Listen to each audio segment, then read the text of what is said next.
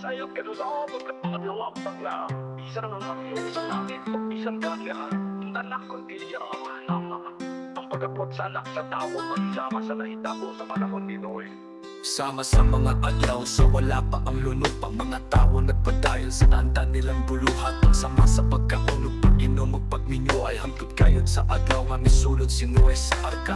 Apang wala sila masayod sa nahitabo, hangtod niya ang lunok ni abot ug ni panlas kanilang tanan sa bunyani niyang mahitabo. Inigapot sa anak sa tawo.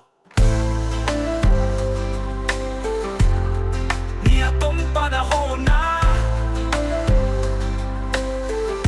katawo magtrabaho sa uma. Ang usa kuhaon ug ang usa ibilin.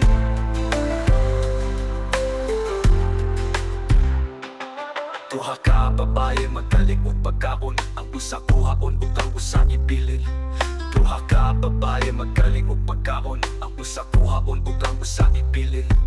Busa pagpantay kamo kay wala kamo masayod kung sa adlaw buwan ang inyong Ginoo. Hinumdumi kini ko ng agalon sa panimalay. Nasayod pa og taon sa takna sa gabi. Moabot ang kawatan magpukaw gayod siya og pili. Butugod nga ang kawatan mulungkap sa balay. Usa ka mo, usab kinahanglan matatang kanunay.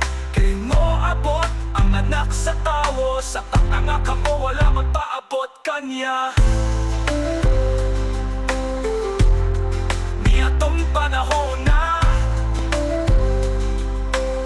duha ka tawo magtrabaho sa uma. Ang usa kuhaon ug ang usa ibilin.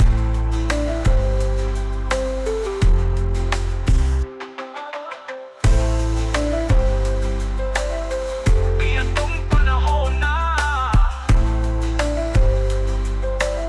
duha ka tawo magtrabaho o bahot. Usa ka mo, usap kinahanglan matatang kanunay. Kay mo abot ang anak sa tawo. Sa takna nga kamo wala magpaabot kanya.